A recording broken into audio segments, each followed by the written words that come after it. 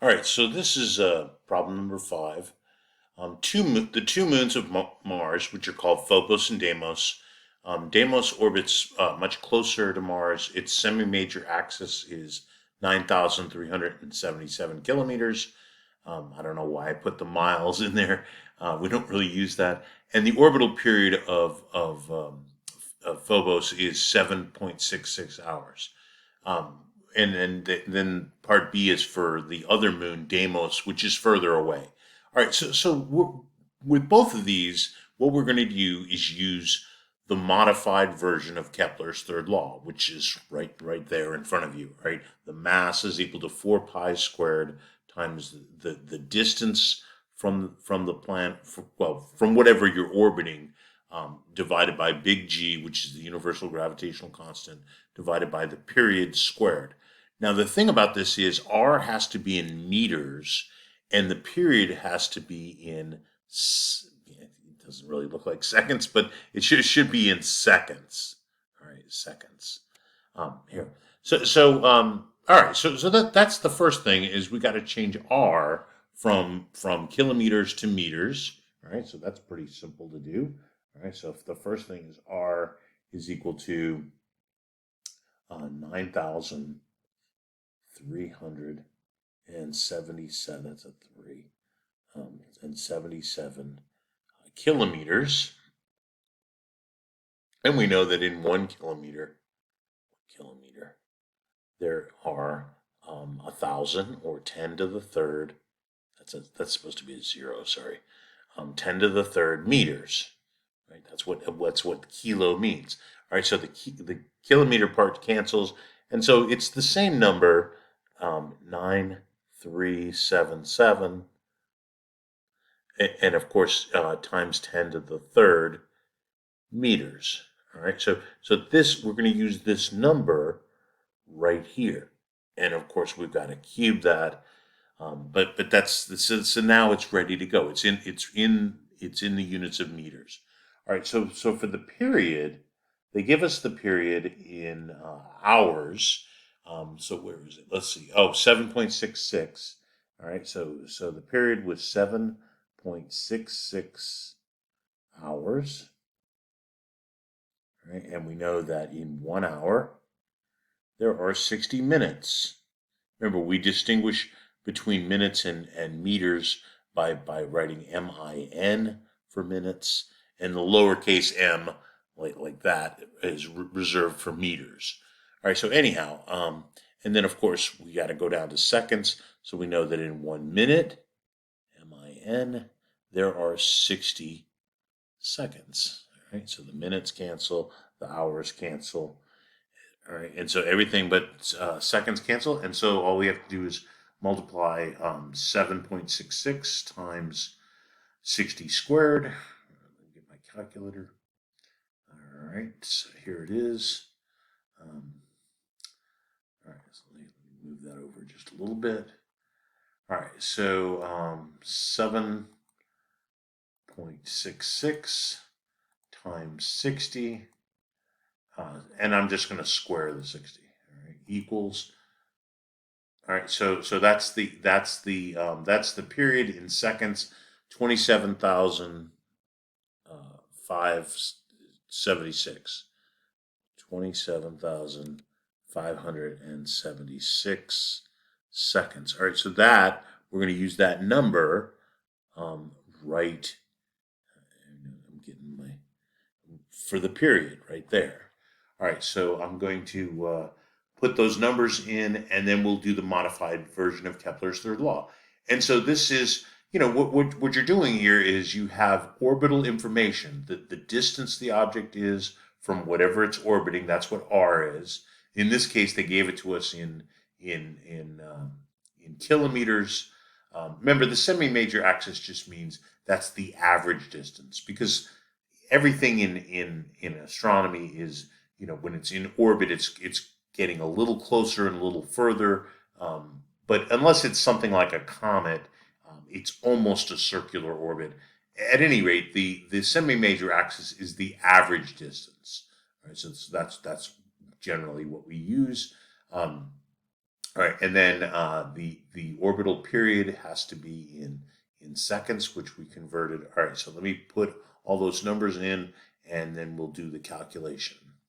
All right, so I've put all the numbers. There's the semi-major axis in meters. There's the time, the period in seconds. And of course, this is for part A for the moon Phobos orbiting Mars.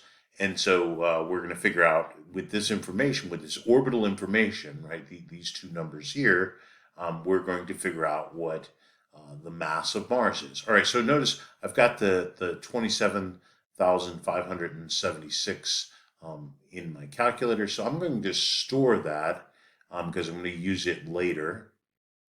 All right, so see if I hit clear and hit the memory recall, that'll bring it back. All right, so here we go.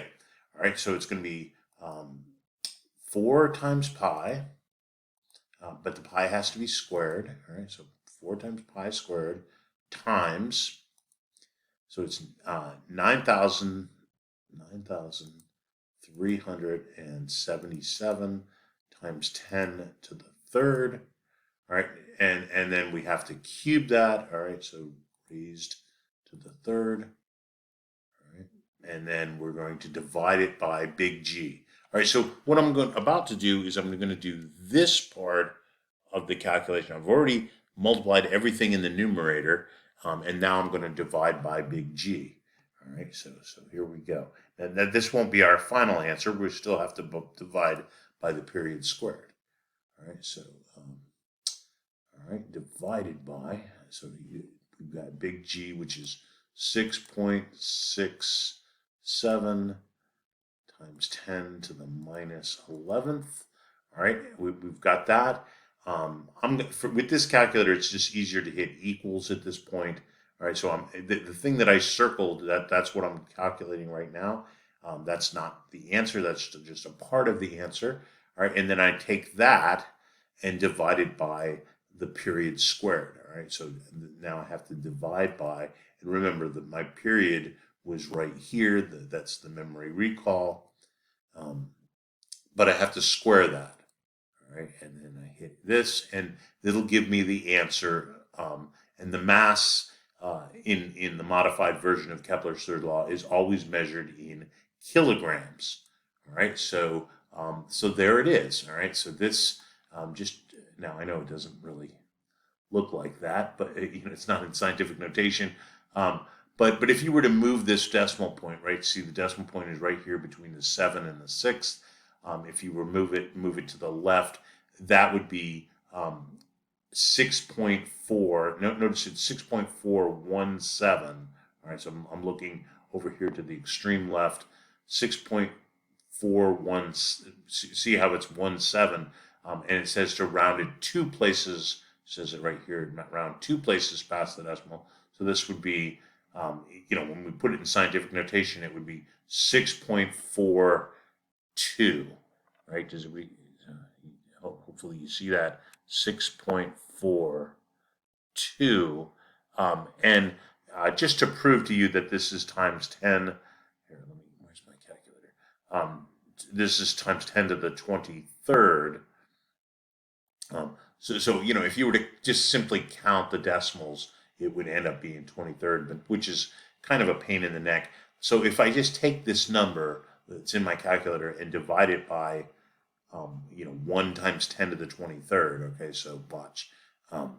Divided by 1 times 10 to the 23rd. All right, so that should give me the 6.42. Well, 417, but we're rounding it. See, so this really becomes 6.42 times 10 to the 23rd. All right, and of course the answer is in kilograms. All right, very nice. So let's do part B, which is using the exact same formula, but we got to change these units, and we're going to do it the same way that we just did. So for part B, that's the moon Deimos. R is 23,000. Let me just write this out. 23,460. 460 kilometers, but of course we know that 1 kilometer is 10 to the third meters, right? So E3. All right, so that's what R is, and of course now it's in meters, which is it had to be in meters, and now the period they give us to be 30.35 hours, and then again, of course, we say in 1 hour there's 60 minutes. Remember, we reserve we reserve lowercase m, which is what this is supposed to be, for meters, right? And then 1 minute is 60 seconds. All right, so we're going to multiply that out. Let me get my calculator here. All right, we're going to do the same thing. We're going to pretty much get this same number. It'll be slightly different. That's just, the numbers are not exact. All right, so anyhow, here we go. All right, so we take 30.35, all right, and then times that times 60 squared. All right, so now the period is, you know, 109,260. All right, so again, I'm going to store that, and I'm going to use that in the modified version of Kepler's third law. So I'm going to put all the numbers. Do that.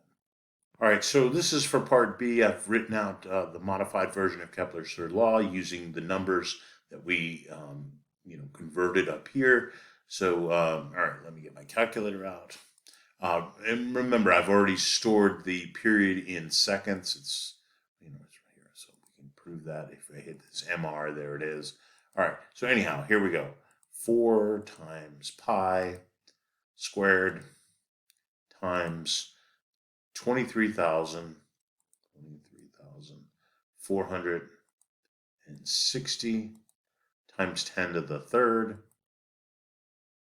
And then you raise that to the third power. All right, so raise to the third. All right, and then I'm going to divide by big G, divided by 6.67 times 10 to the minus 11th. All right, so once I hit equals, what I have just done is this part of the equation. All right. I mean, you can be clever and use parentheses and do the entire thing in one step, but it's just easier with this particular calculator. It's just easier to do it this way. All right, and then now I'm going to divide by the period squared. It's the period and the period squared. All right, so divided by. Remember, that's in my memory recall. The period, and then I square it. And so I should get a number very similar to what I had in the first one. So there it is. All right. So it's in this particular case, it's 6.4. Let me just prove to you this is so. So notice the decimal is right here between the 6 and the 7. 6 and the 7, 7. All right. So if I take this number that's in my calculator, again, most of you will have calculators that are already going to put it in scientific notation. But if I divide this by all right, so if I divide by 1 times 10 to the 23rd, all right, then that's going so that'll move the decimal place, 23 places to the left, and there it is, right? So this number would be 6.40 times 10, because after the 0 is a 1, so you don't round up. So this turns out to be 6.40 times 10 to the 23rd. Right? 6.40. That's supposed to be a 440 times 10 to the 23rd. All right, and that's not that much different than the other one.